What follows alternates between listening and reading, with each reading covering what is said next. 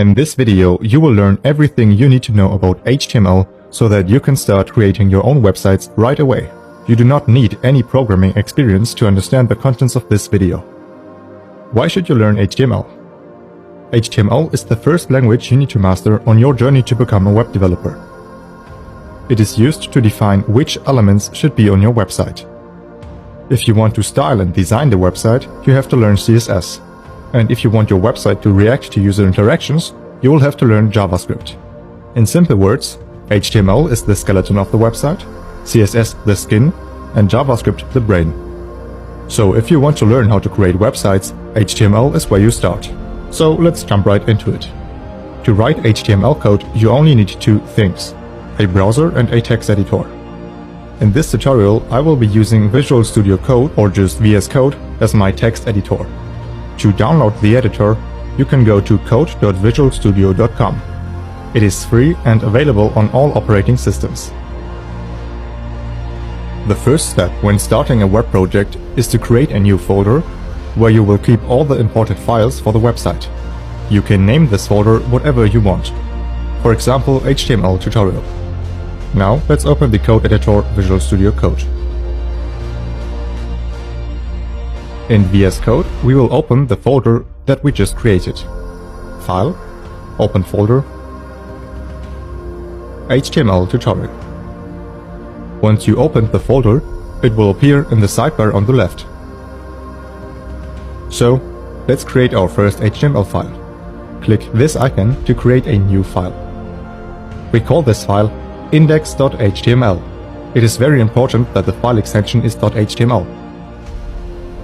This index.html file is a website. If you write anything in here, for example, hello world, it will appear on the website. Let's save the file and open this website by right-clicking the index.html file and then copy path. Now open your browser and paste the path. As we can see, it will open this website that says hello world. This website is of course not on the internet yet. If we look up here, we can see a location on my computer and not a website path. Now let's write some HTML code to add some elements to this website. Since HTML is text-based, you can simply write text in order to display it on the website. If you want to add some elements like images, buttons, heading and so on, you need tags. To write tags, you need pointed brackets, the greater than and smaller than characters. Here's an example of how a button is created in HTML. You start with the opening tag, which is basically just the word button written inside pointed brackets. Then you write the content of your HTML element, in this case what is to be displayed inside the button.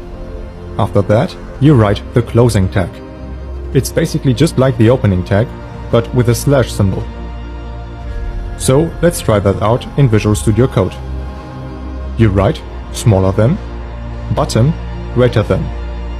As we can see, Visual Studio Code automatically added the closing tag, which is great because it saves us time. Now we just have to define the content of the button, meaning what text should be displayed on the button. If we save the file with Ctrl S and reload the page in the browser, we can see our new button.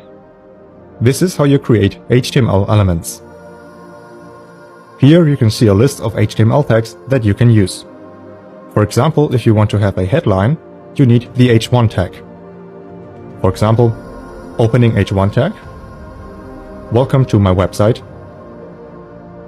closing h1 tag. This heading will then appear on the website. As we can see, headings are bigger than normal text. The h1 tag is the main heading. It is the most important heading on your website. When you write text, let's say a blog article, you will be using subheadings as well. Subheadings are created with the h2 tag. The h2 heading is smaller than the h1 heading.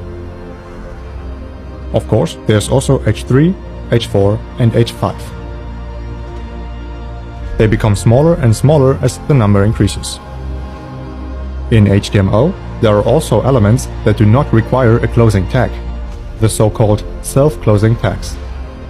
These are elements that don't have content. for example the input tag. So I just write the opening input tag. Notice we don't have any content and no closing HTML tag. An input element is an area where the user can enter text. In HTML, there are two main things that we have to understand: tags and attributes. You already learned that tags are used to create elements. Attributes are additional values that change the behavior of the element. An attribute is created in the opening tag right before the greater than character. For example, I can write type equals and in quotation marks number. The input element is now meant explicitly for numbers. Let's save the file and reload the page in the browser. Since this input element is only for numbers, we cannot enter text. If you try to enter text, it will not work. You can only add numbers. On the right side, there are also these small arrows that increase and decrease the number. So this is how attributes work. They change the behavior of the element. HTML elements can also have several attributes. Just hit spacebar and add another attribute. For example, the placeholder. Placeholder is a hint for an input element that tells the user the purpose of this element. For example, enter your age. Now the user knows what to enter. If you want to create an entire website in HTML and not just random elements as we have done so far, then first you need to understand the basic HTML structure of a website. Every HTML document starts with the same basic code. So let's remove everything we have written so far. The basic HTML structure starts with the opening and closing HTML tag. This tag represents the root element of the HTML document. It is the container for all the other HTML elements, basically for the entire website.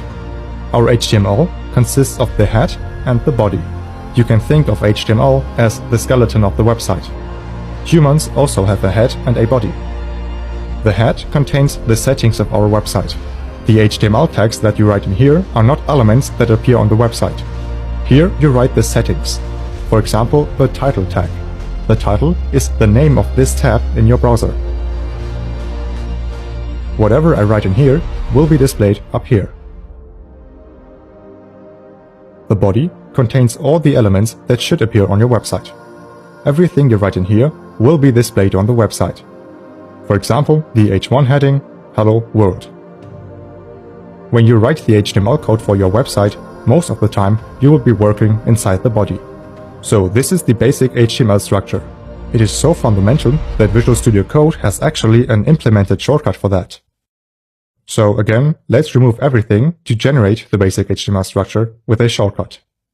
You only have to type the exclamation mark and hit enter.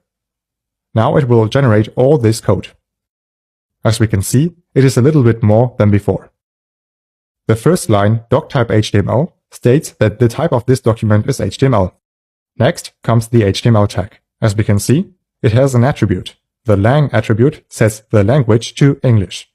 If your website is in another language, you would have to change this language attribute to whatever language you're using. In the HTML head, there are 3 new tags before the title tag. These are basic settings that you most likely do not want to change. They control, for example, the character set for the website. The UTF-8 character set is the most widely used character set. It contains the majority of alphabets based on the Latin script, like the English alphabet, for example. I suggest that you just leave those meta tags there. We can ignore them for now. Now let's talk about some useful HTML elements that you can use on your own website. Since we have covered all the HTML basics, all you need to learn now are the different HTML elements that you can use. We have already talked about headings, buttons, and input elements. Apart from that, there's also the anchor tag. In HTML, the A tag. It is used to create links to other websites. Inside the href attribute, you write the website path. For instance, https://www.youtube.com. The content of the anchor tag would be, hey there, this is a link to YouTube. This anchor element is actually very important when you create a big website with multiple sub-websites. In your project folder, you can create another HTML file for example, aboutus.html. Now generate the basic HTML structure and the h1 heading About Us. This is now a sub-website. On the main website, index.html, you can create another anchor element and refer to the aboutus.html file inside the href attribute. This link will now take me to the About Us page. Another very important tag is the div tag. Div means division and is used to structure your HTML code. It is often just referred as container. This container has no effect on its content or layout until it is styled in CSS. So you will use it very often when you create the design of the website. In HTML, there are a lot of semantic tags, just like the div tag, that don't do anything in particular when being created in HTML, but they are important for the general structure of the website. These are the most common semantic tags. A section is an entire area of a website. A website usually has many sections, which are separated from each other by color, for example. The header is the head area of the website. It is usually the most interesting to look at and gives the users a general idea what to expect. The footer is the counterpart to the header. It is the last section of a website. It contains links like customer service, privacy policy, contact information, and so on. You may think that these semantic HTML elements are useless because they don't change anything in particular.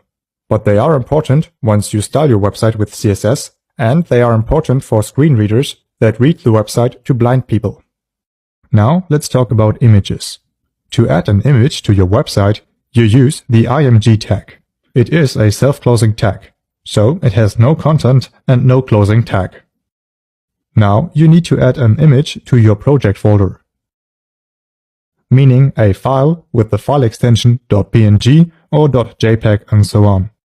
This image file has to be in your project folder, because now you use the src attribute in the image tag and enter the name of the image file.